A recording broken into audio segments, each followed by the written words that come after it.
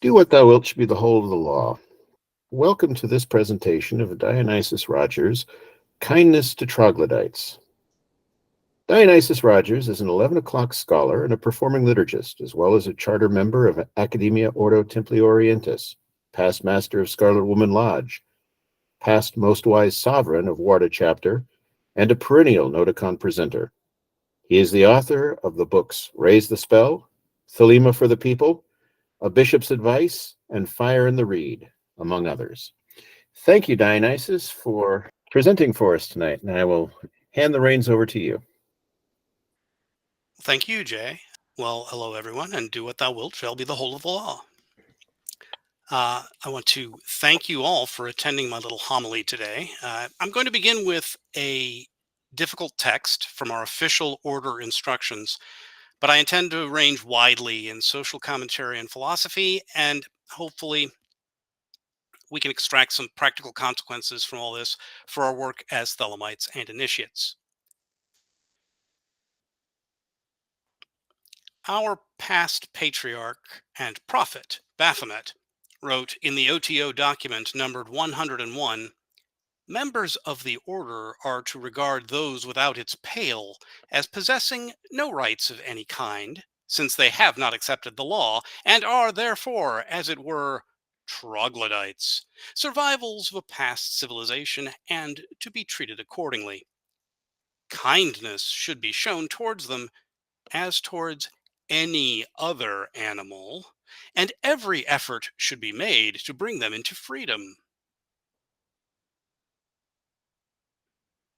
So, how about that?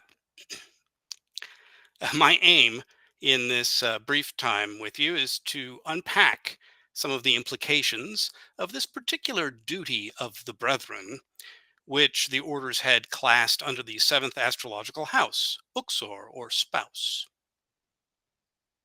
When I first joined O.T.O more than 30 years ago, it was not uncommon for some members in the Midwest to refer to the profane as troglodytes or even trogs. This term was typically used with tongue somewhat in cheek, given the difficulties of the text from which it was drawn. It is certainly not my intention to suggest any revival of its use among 21st century initiates. In fact, I would like to pause and fulminate against troglodyte or any similar term being used to refer disparagingly to non-members of O.T.O as such. Note that Crowley made a logical error in identifying those outside the pale of the order with people who have not accepted the law of Thelema. There were then, are now, and hopefully ever shall be professed and competent Thelemites who have not been inducted into O.T.O. None of Crowley's successors to the headship of the order have ever aimed to make order membership a necessary prerequisite for being a Thelemite, and there is ample documentary evidence outside this text we're currently considering that Baphomet himself had no such intention.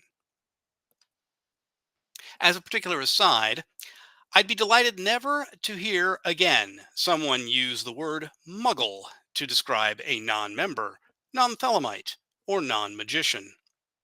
I don't think I should have to go into much detail about why the Hogwarts fantasies make an inappropriate and unworthy model for our social identity in O.T.O. But I will call out the fact that the Magus of the Eon's juvenile schooling featured, quote, pill ragging, a form of fight whose object was to seize and hurt the opponent's testicles, and greasing, i.e., spitting either in each other's faces or secretly so the victim should not detect the act. In my time, he writes, this had died out in the other houses, but still flourished in my house, Huntington's number 4. There was bullying too, and now and then cricket and football. Aleister Crowley's boyhood in hell was not one that he would wish on others, and the English public school is a poor template for esoteric sodality. But does it even make sense to say of non-Thelemites, let alone initiates, that they have, little non-initiates, that they have no rights of any kind? Is such a statement not at odds with the rights codified in Liber Oz? every man and every woman is a star. Each has the right to do their will by means of the magical instruments that their humanity affords them. Moreover, O.T.O holds as a point of positive doctrine that the mystery of universal brotherhood is a fact in nature. To suggest that non-Thelemites are subhuman, as one might do with a certain reading of any other animal, is not only a pernicious and dangerous form of rhetoric, but is a magically hazardous sort of thought. As Crowley wrote much later in Magic Without Tears, to violate the rights of another is to forfeit one's own claim to protection in the matter involved. To condition essential human rights on identification with any social or philosophical movement, even that of Thelema and the New Aeon, would be to undermine and distort our own understanding of humanity.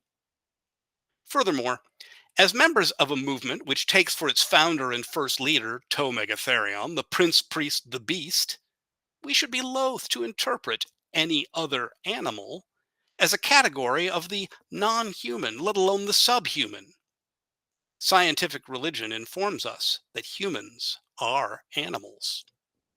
I would like to return to this point, but having addressed what I see as the most hazardous possible readings of our instruction about kindness to troglodytes, I'd like to take some time to explore the term troglodyte itself and what it could portend to us. Taken on its literal face, a troglodyte is a caveman, a sort of human considered to be too technologically primitive to engineer shelter for themselves, and therefore using pre-existing caves for domiciles. Bands or nations of troglodytes featured in ancient legends. The etymology here is not uninteresting. The Greek root underlying troglo means a mouse hole.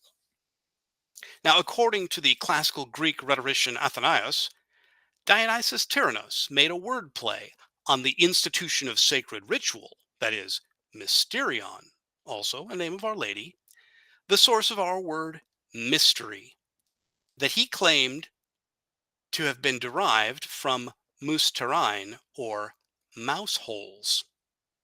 It is unlikely that Crowley knew or intended to reference this obscure ancient pun, and yet the deconstruction is not without merit, as we will see. Troglodytes appeared not only in ancient legends, but also in modern fables.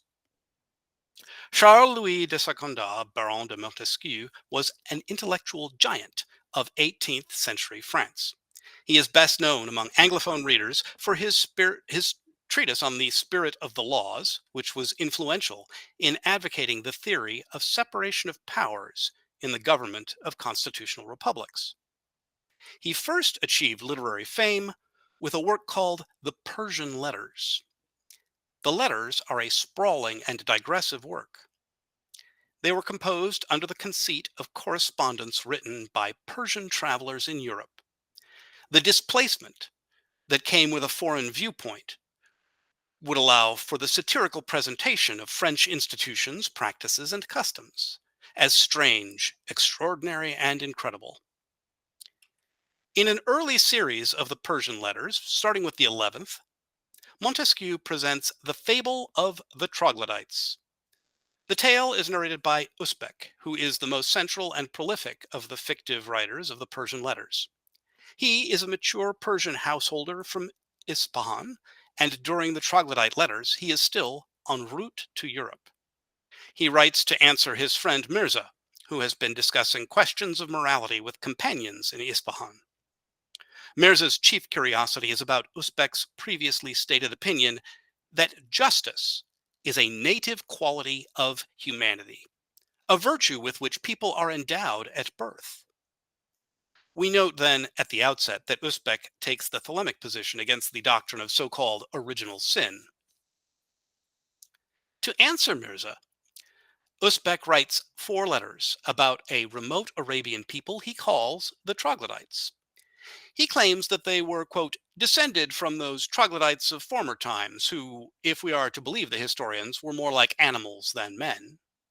Ours were not so deformed as that. They were not hairy like bears. They did not hiss. They had 2 eyes. But they were so wicked and ferocious that there were no principles of equity or justice among them. After throwing off the domination of a foreign despot, the troglodytes elected rulers from among themselves. And then they found that leadership intolerable and killed them all in order to be ruled by their natural wildness. In the resulting dystopia, each troglodyte considered only his own individual needs and desires. They followed the principle that would later be so clearly articulated by Margaret Thatcher: there is no such thing as society. This total forfeiture of solidarity and mutual support was catastrophic for food production, trade, public health, and so forth, so that within a short time, the population of the troglodytes collapsed in the face of famine, poverty, murder, and disease. All this account is included in the first letter of the troglodytes, and they do seem like the sort of reprehensible creatures that Crowley would characterize as primitive survivals, bereft of the benefits of the law. But the next three letters describe their transformation.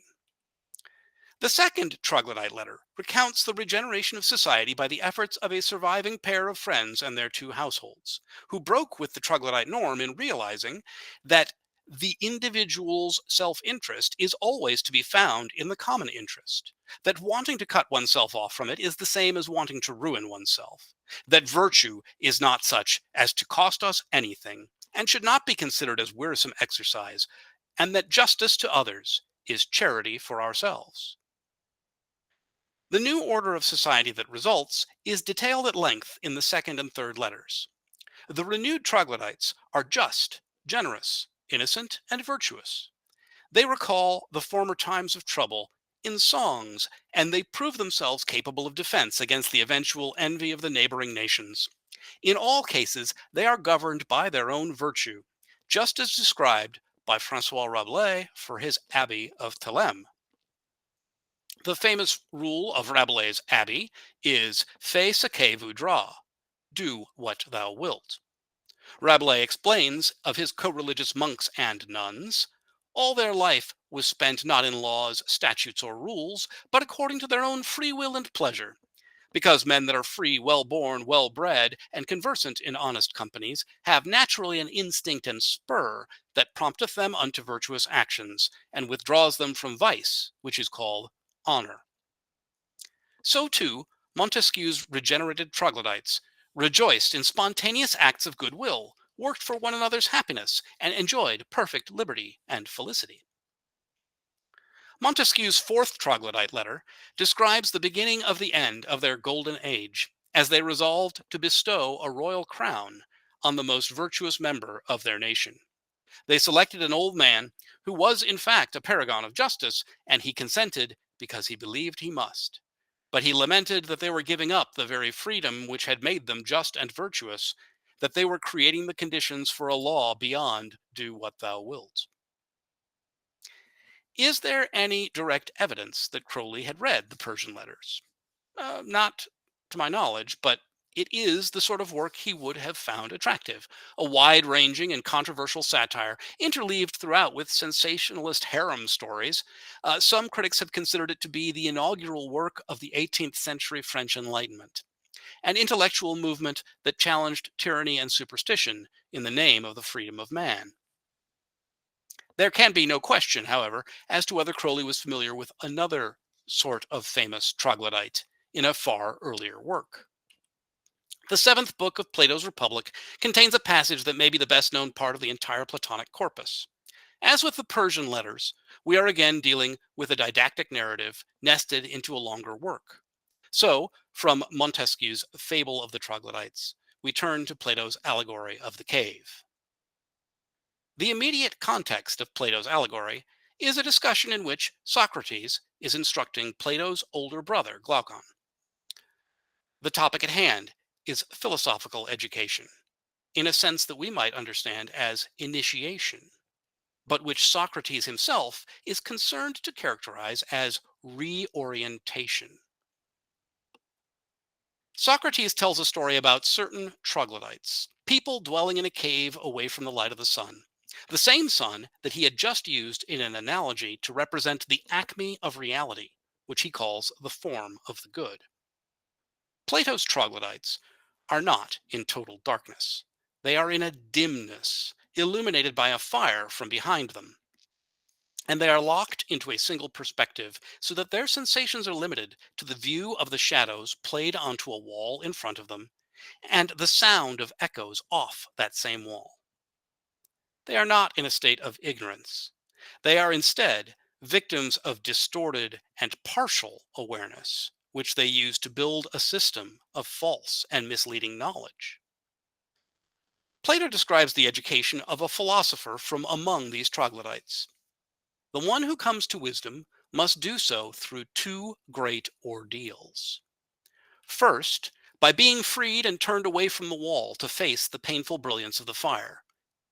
He can now look directly at the people and objects whose shadows he once saw. It is difficult for him to comprehend their direct appearances, but if he is kept in this reorientation, he can discover who and what these actually are.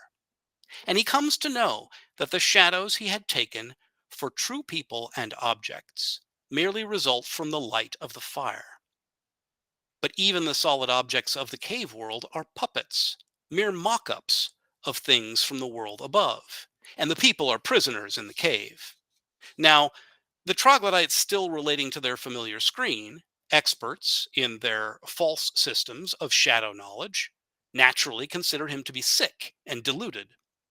If, by some miracle, he endures this estrangement and undertakes the second ordeal, he can journey up a passage and emerge from the cave. The objects in the surface world are vivid and authentic. The people are truly free. There is no law beyond do what thou wilt.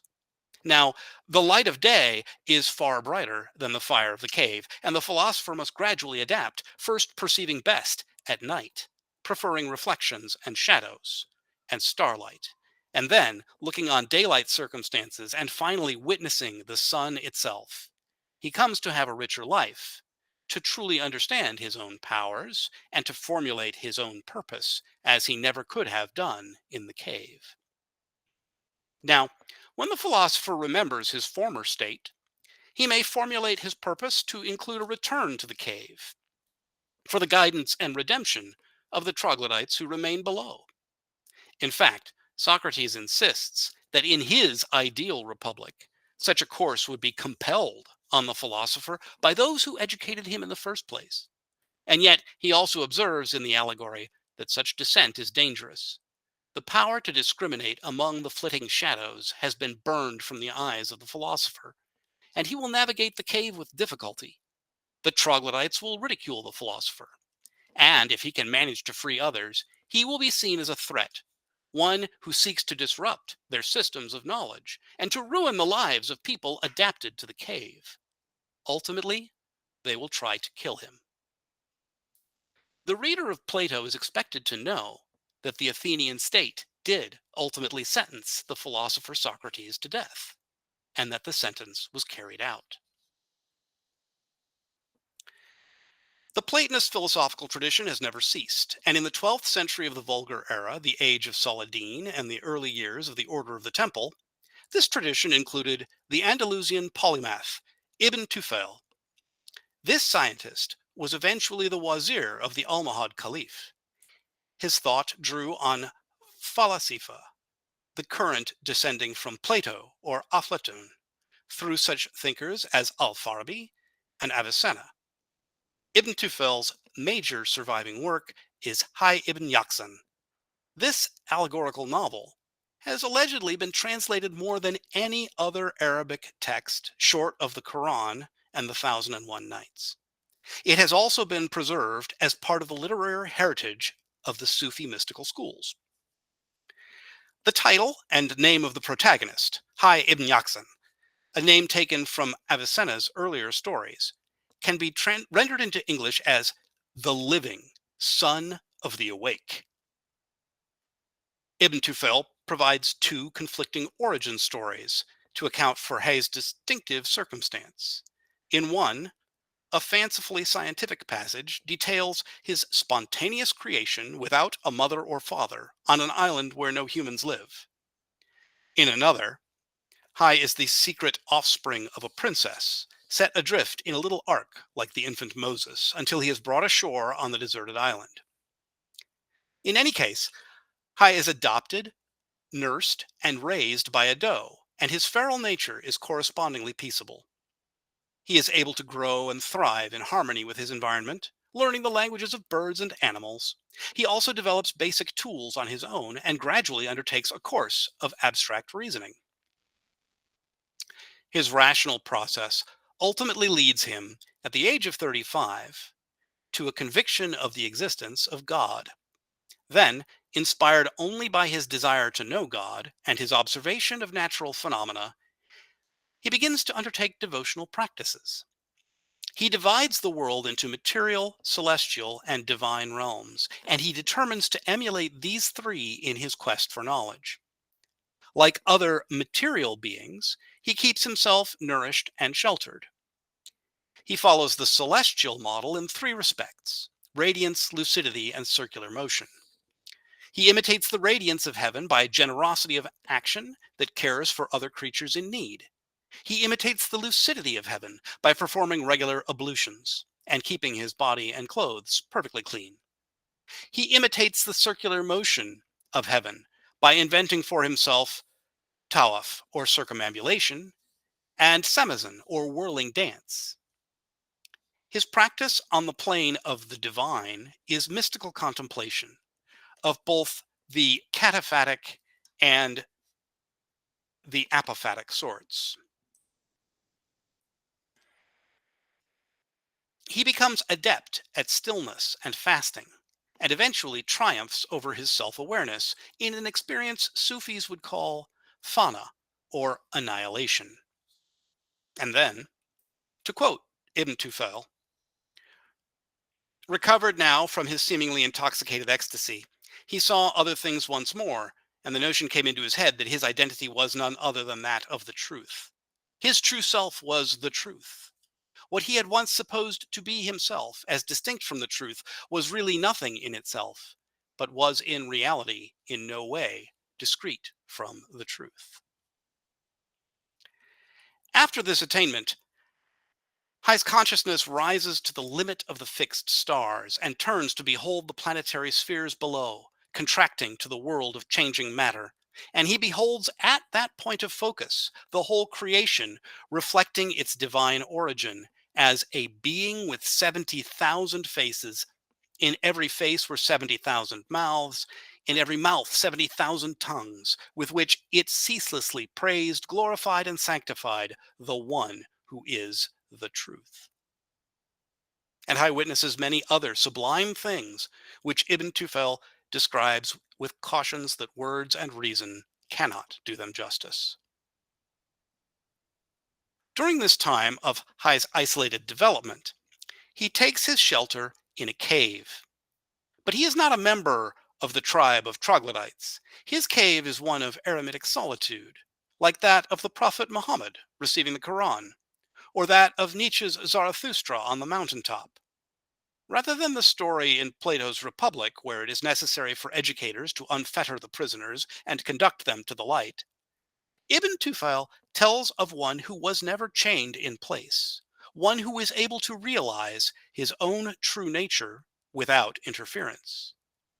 He suggests that such mystical illumination is a human birthright. But Hai Ibn Yaqzan does encounter Plato's troglodytes. In his 50th year, when he has long become proficient at reaching the vision of the absolute at will, the island is visited by a pious man seeking retreat.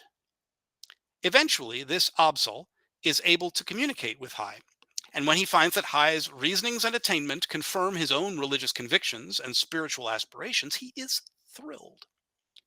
Absal brings Hai back to his own country, hoping to inspire and to enlighten other seekers after the truth. When Hai is introduced to human society, he discovers a religious vocation. He sees the spiritual deprivation of the people and hopes to save them by orienting them to the mystical understanding that he was able to achieve in his solitude.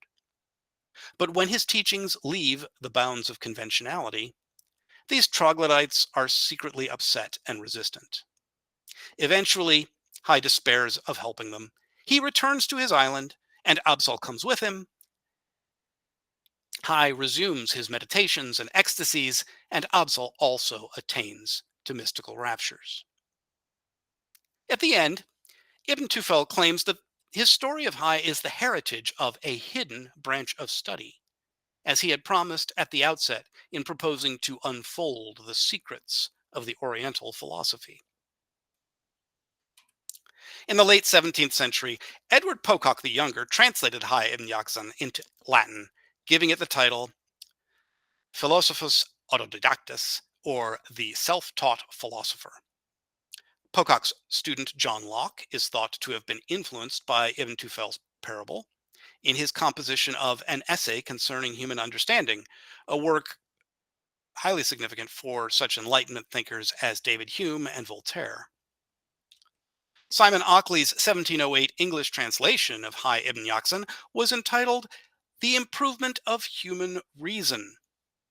Some critics have suspected that it inspired or helped to motivate Daniel Defoe's authorship of Robinson Crusoe a few years later. A still later English work of literature that perhaps more closely echoes it is the three Mowgli stories of Rudyard Kipling's Jungle Book, in which a boy is raised by wolves in the Indian jungle. In this fiction, and to a lesser degree in the later pulp adventures of Tarzan of the Apes by Edgar Rice Burroughs, we can see an important theme from Ibn Tufayl to which I alluded earlier. The idea that our cultured, civilized habits occlude the more fundamental human powers that we can discover in our interactions with other animals if we are taken out of human society. The notion that the beast is a figure or principle that expands humanity, both higher and lower than the range to which we are accustomed. The Mowgli stories were a key admitted inspiration for Robert Heinlein's novel Stranger in a Strange Land. As I have previously demonstrated, this literary cornerstone of mid-20th century counterculture was written with a conscious orientation to the Law of Thelema. Heinlein personally knew Jack Parsons and the other members of Agape Lodge, and he had attended a Gnostic Mass. He modeled the mature Valentine Michael Smith on Parsons, and Jubal Harshaw on Parsons' idea of Crowley. In Heinlein's novel, The Stranger, Valentine Michael Smith was a castaway orphan raised by Martians on Mars, rather than beasts on Earth. He thus was brought to powers of supernatural extent and profound discoveries about human nature. Like Hai ibn Yaqzan, Mike from Mars eventually sets up as a sheikh, or a spiritual instructor. He creates the Church of All Worlds, not in the naive manner of Hai, but informed by a careful study of carnival business and casino behavior. He manages to enlighten a close circle, a sovereign sanctuary, as it were. Like Socrates, he alarms ordinary people and distresses the powers of the status quo, to the point that they kill him.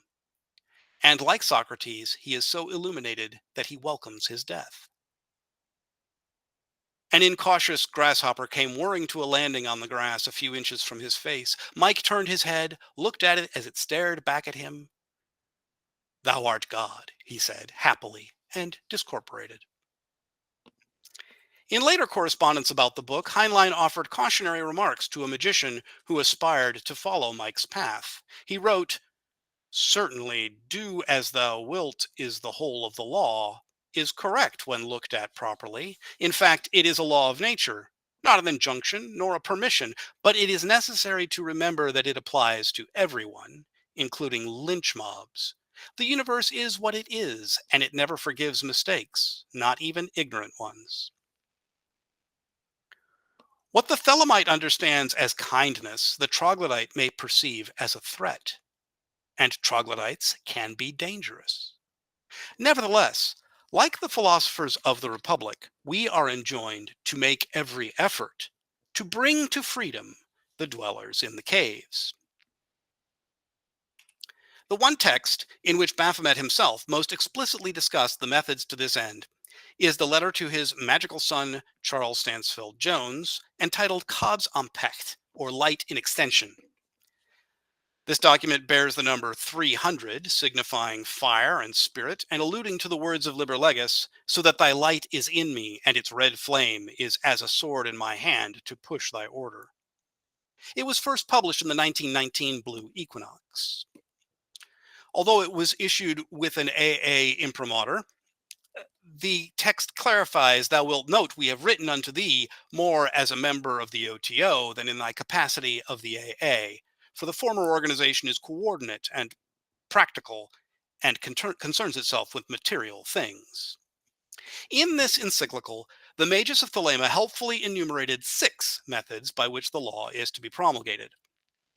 The first method of promulgation is to use the summary of the law to claim our freedom, quote, in daily intercourse. I'll point out that using 93 as a greeting is definitely not kindness to troglodytes. It is cryptic, opaque, and insular to use a code number for hailings and farewells. "Do what thou wilt" is only 1 syllable longer than 93, and it is several orders of magnitude more significant and effective in every way that counts. I have every sympathy with typing 93 at the top of an email or with using it to ring off from a private phone conversation with a fellow O.T.O. member, but when socializing at public gatherings and meeting unfamiliar Thelemites and seekers, "Do what thou wilt" is the "how do you do" of a true magician.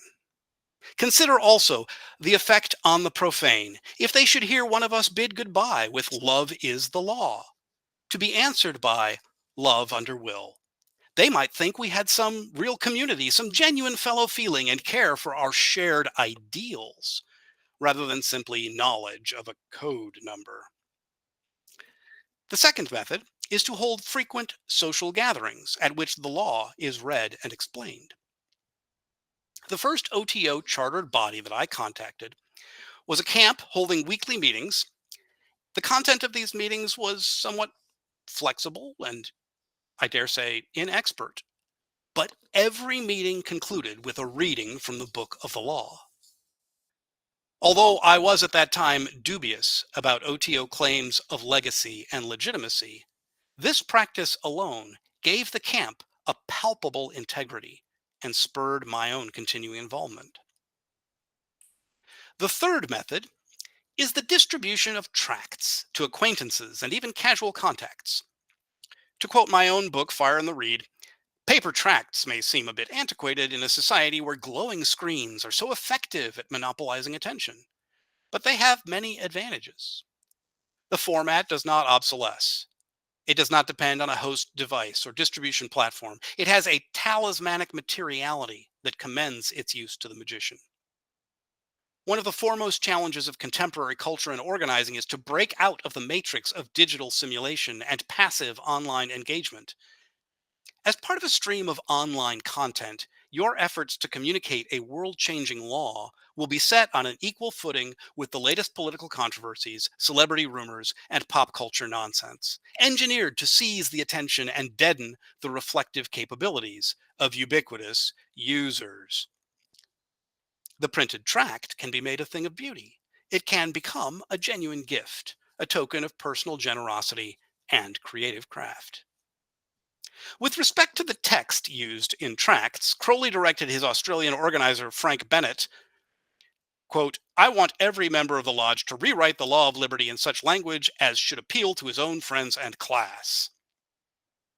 The Law of Liberty is, of course, Crowley's own model tract for simple overview of the book of the law. It is crucial to be able to explain our ideals in the language of our own everyday discourse. Say that you enjoy, like I do, the relatively passive promulgation method of wearing garments and jewelry in public that bear thelemic symbols and or O.T.O. insignia. Are you prepared to respond effectively in your own authentic voice to the genuine curiosity these provoke? The questions are obvious, and we have each heard them, but the answers are not simple. A troglodyte may have little light to use in understanding your explanation. Can you be clear, accurate, and interesting in a sentence or less? I'll share some of my answers with you. Each has its particular faults and weaknesses, and I'm always interested in improving them. Much may depend on what you know about the person asking the question. A question like, "What is O.T.O.?" I might answer an initiatory society with public and private ceremonies. It's pretty bare bones, but it's certainly honest. So another person might ask, what is O.T.O? And to that person, I could say, an international body of occult magicians. Now, the term occult is a little musty, but it does describe the cultural milieu that generated O.T.O and many of the chief interests of our collective membership. Sloppy hearing, however, can reduce occult to cult, a word that has been overshadowed with negative connotations. What is O.T.O?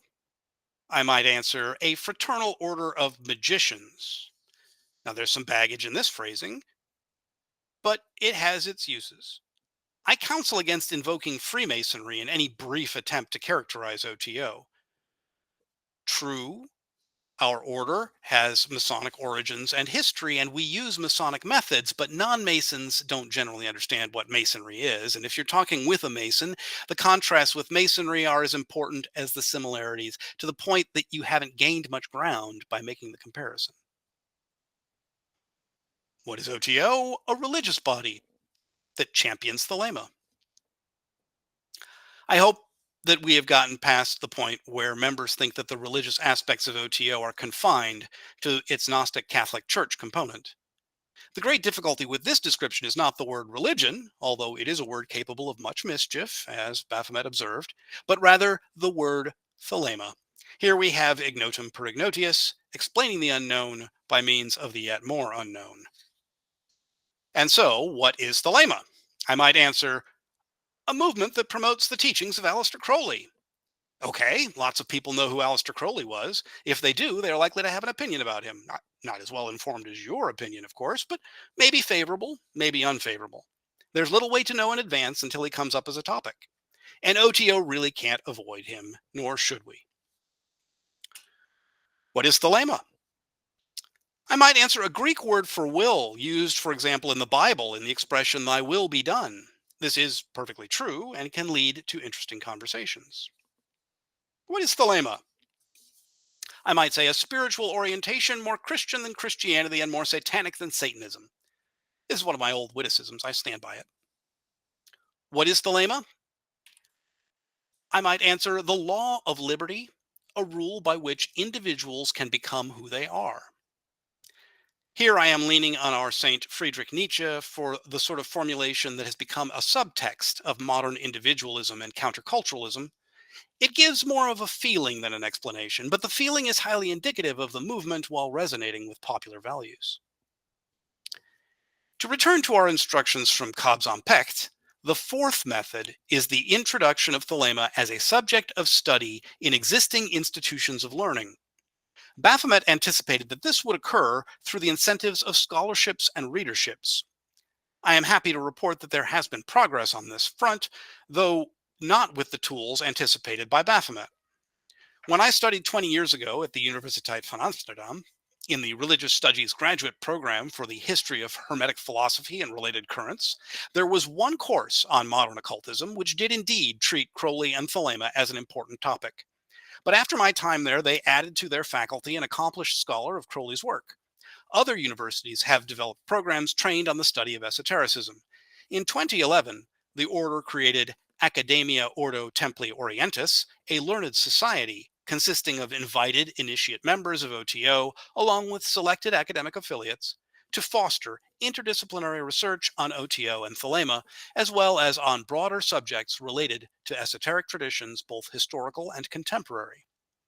AOTO has convened regular conferences and issued periodic transactions. An important collection of scholarly papers on Crowley was published by Oxford University Press in 2012. And since then, there have been many further instances of serious published research and continuing interest among established and aspiring scholars. The fifth method is to make the law accessible to children. Here, the news is not so rosy. There have been about 6 human generations since the equinox of the gods in 1904. How many second generation Thelemites have there been? Not very many. On a personal and anecdotal basis, I believe that I know of as many cases of parents joining O.T.O after their adult children have done so, as I do of O.T.O parents educating their minor children to identify as Thelemites to the point that they would aspire to initiation. Risk-averse organizing has tended to keep minors at arm's length from the activity and community of chartered O.T.O groups. We have tacitly or explicitly discouraged not only children, but also their parents from regular participation in our communities. In recognition of this problem, Grand Lodge did, some years back, create a families committee, but it has been quiet and unproductive of late. But to leave O.T.O to the side, and to return to my earlier plaint, how many second generation Thelemites? Too many of us seem to think it is sufficient not to subject our children to formal training from the institutions of the slave religions, but our children should not be deprived of the message of the crowned and conquering child.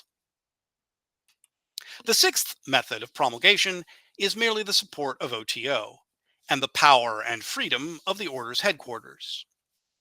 When Therion wrote that direction, he was, of course, Grand Master, although by the time he published it in the Blue Equinox, he had resigned in favor of Charles Stansfield Jones, the addressee of Cobzon-Pecht. Only later did Crowley become the outer head of the order. Whether or not supporting O.T.O means supporting the magus of the Aeon, as it did for several decades of the 20th century, it does mean supporting the first of the great religious bodies to accept the law, and the oldest and most visible institution to be identified with it. Promulgation at the individual level is an endless challenge. Sometimes we have very little option but to give brief answers to the profane to the extent that circumstances permit. And here, mostly by way of entertainment, I wish to share with you a story that I heard about myself. Now, it came back to me with the names filed off, so the person telling me didn't know it was about me. They told it in the third person about some O.T.O bishop, but it was me. So, by way of correcting the record and on the evidence that somebody felt this little encounter was amusing enough to recount, I'll give it in my own words. I was riding the L in Chicago, the elevated train. I might mention that a car-free lifestyle like mine creates many more opportunities for promulgation, whether you're sharing a bus or a train or interacting with fellow pedestrians. Can you really show kindness to troglodytes when you're driving a car, other than maybe a bumper sticker? Anyhow, I had a pin on my jacket with an ecclesiastical look about it. I think it was a rose cross. This is about 10 years ago. I'm not perfectly sure that was the design. But another rider on the train noticed the pin and decided to chat me up about it. She said, Are you a minister? Since I'm not in the closet about my role as clergy, I answered, I am a bishop. And she was excited to get a straight answer. She goes, Oh, are you Catholic? I said, No, I'm not Roman Catholic. I am a bishop of the Gnostic Catholic Church. She was puzzled. She says, You're an agnostic bishop? No, no, no. Sometimes it's hard to be heard clearly on the train. I explained, not agnostic, I'm Gnostic. What's that? She wanted to know. Gnosticism, I told her gravely as the train slowed down, is the earliest and most terrible of Christian heresies. And at that very moment, the doors of the train opened and I got off at my intended stop. Now, was that effective promulgation? I don't think so. It's unlikely I made any contribution to that train rider's awareness or understanding of real human freedom or the law of liberty. To put the nicest possible face on it, I might have contributed to a troglodyte becoming aware that the cave was bigger than she had assumed. But in that particular encounter, the more important effect was on me. I learned about a particular misunderstanding that could arise in trying to explain my work to curious but uninformed individuals. I was reaffirmed in my willingness to entertain conversations with strangers. And it is worthwhile to keep in mind that any sincere effort at kindness to troglodytes contributes to our own development as magicians and our own commitment to the law of liberty. I would like to think that no one attending this talk would be too embarrassed by O.T.O and Thelema to attempt to explain them to outsiders, but neither should we ever fall into the trap of thinking that we are so superior in our wisdom of thinking that they could never appreciate the law and therefore denying it to them. To withhold the law on those grounds is a sort of snobbish conceit and no way at all to build a movement. But perhaps you find yourself in a savage country where discretion is important for safety. In Shiite Islam, there is a notion of taqiyya, or permissible dissimulation, which hinges on this sort of concern. Where adherents of the law are a genuinely persecuted minority, we do not need to announce ourselves as targets for vilification. In Qabzan Pekt, Therion exhorted his son to stir up controversies as a way of attracting public attention. But when public attention is already hostile, it is wise and just to keep silence. Even in such circumstances, it only makes more crucial the other avenues left to us for promulgation: anonymous distribution of literature, instruction for our own children, and support for the order. And for those of us in civilized circumstances, we should defend our liberties by exercising them. Finally, I want to draw your attention to the Book of the Law, chapters 2, verses 24 and 59, and the prophet's commentaries on these. Beware lest any force another, king against king, love one another with burning hearts. On the low men trample in the fierce lust of your pride, in the day of your wrath. This difficult verse has for its sequel, beware therefore, love all, lest perchance is a king concealed. Say you so, fool? If he be a king, thou canst not hurt him. The commentary reads in part, we should indeed love all. Is not the law love under will? By this I mean that we should make proper contact with all, for love means union, and the proper condition of union is determined by will. We are all inevitably allies, even identical in our variety. To love one another with burning hearts is one of our essential qualities. But who then are the low men, since every man and every woman is a star? We take up arms against falsehood. We cannot help it if that falsehood forces the king it has imprisoned to assent to its edicts, and even to believe that his interests are those of his oppressor, and to fear truth as Jehovah did the serpent. Thus, to strike hard and low, as verse 60 commands, is to show the greatest kindness to the most miserable and dangerous troglodytes. Love is the law, love under will.